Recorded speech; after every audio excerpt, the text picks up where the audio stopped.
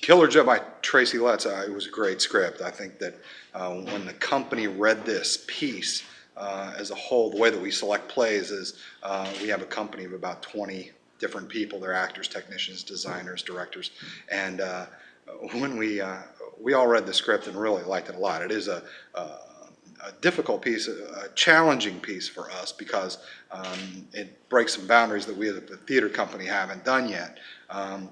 There's some violence, a lot of language, and a bit of nudity in it as well, and those are things we really haven't done a whole lot with. I mean, we've certainly had some language and some violence and some hints of nudity, but this all comes together and converges in this piece.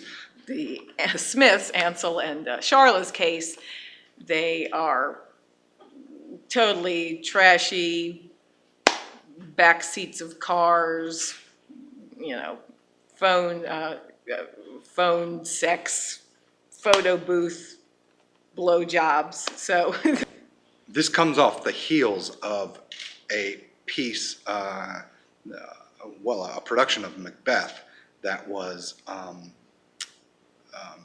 directed by Peter Ray, who had a concept that it would be like a biker gang living in kind of squalor, trailer park, redneck, shanties, and it really worked out well, and the audience really took a liking to it as well.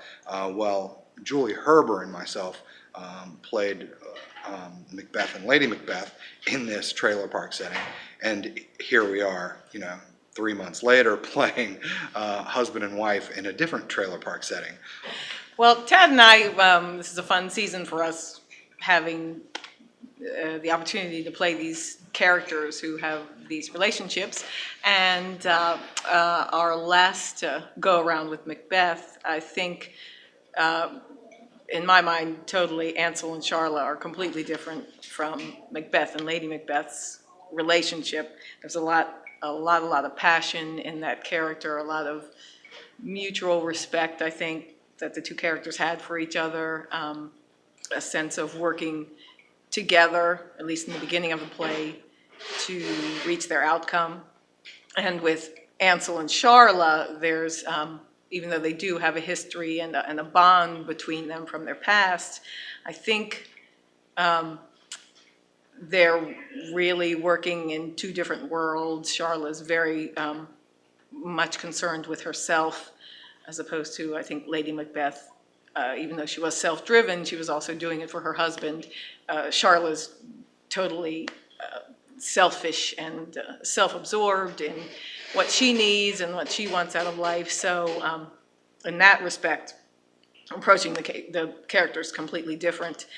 So the relationship, the physical relationship, and the spatial relationship between the two sets, the two couples, is completely different.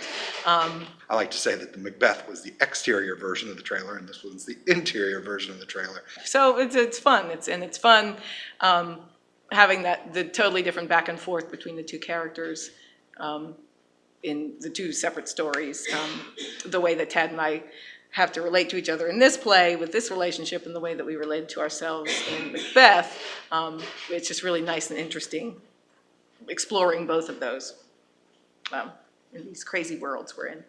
We as a theater company, with the theater space that we're in, we just felt like this was a great piece to go into our theater. It fit well in our space, and it fit well with our actors, and it has a strong lifeblood to this play, and I really liken it to Sam Shepard's works because it's gritty, but it's funny, and a lot of the humor comes out of the character, not out of jokes or anything, but really about the piece and about the people and about the story, and it can be funny and scary and disturbing and warm-hearted all at the same time. So I think that's a mark of a really great play.